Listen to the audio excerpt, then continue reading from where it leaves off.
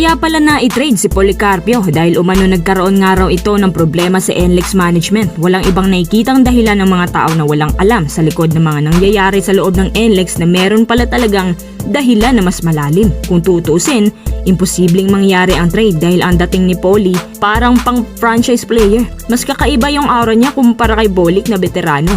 Kung sa playing style at laro, may maibubuga siya averaging from 6 points biglang 12 points per game at 6.5 rebounds.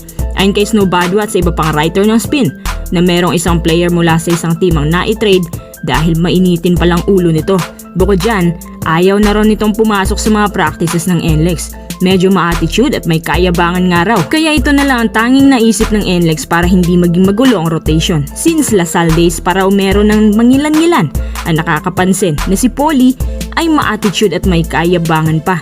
Pinakaayaw raw niya yung hindi siya binibigyan ng playing time. Kumbaga, ayaw niya na matulad sa iba na stagnant palagi dahil alam naman niya sa sarili na meron siya ibubuga. Ito pa naman ang pinakaayaw din na asal na isang coach. Bukod pa riyan, naging issue din minsan ang sahod niya kaya lumala ang hidwaan. Ang ayaw ng NLEX, yung wala siyang sinasabi. Basta na lang umalis at ayaw lumahok sa mga practices.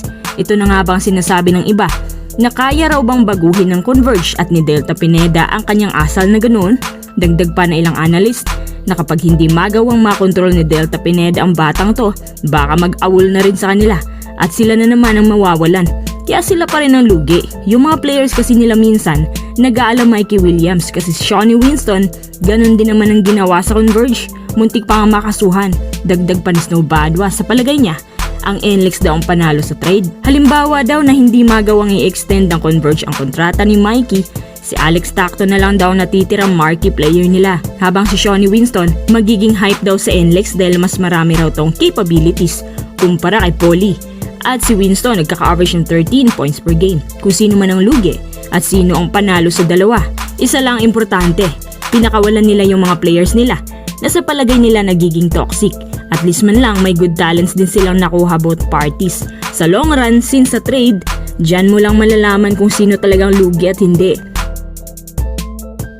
Siya nga pala, pag-usapan din natin itong import ng SMB na si Marcus Lee. Halos sintangkad lang din ni Abay 6'11". Ang import na to, may mahabang experience na sa Euroleagues at suking-suki sa NBL. Ang latest highlights niya, yung naglaro siya sa Polish basketball.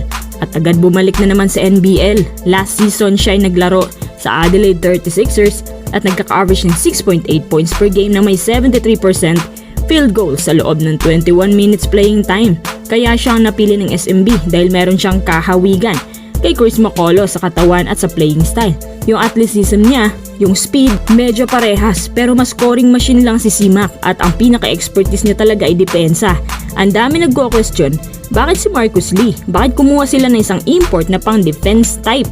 Well, siguro dahil yan sa pagdating ni Bol Bol sa Pinas. Since kasi nung siya ang pinili ng TNT, nag-iba ang landas ng SMB.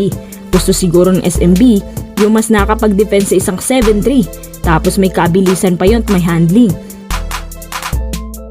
Para sa akin lang siguro okay naman sana kung ganito ang specialty niya. As long as score type lang gaya ni C-Mac na minsan na nagka-average ng 28 points per game, 8 rebounds, 4 assists. May passing skills pa yon. Syempre, former Brooklyn Nets player, NBA caliber. Pero itong kinuha nila ngayon, ilang beses na nakapaglaro sa NBA G League kasi nga undrafted.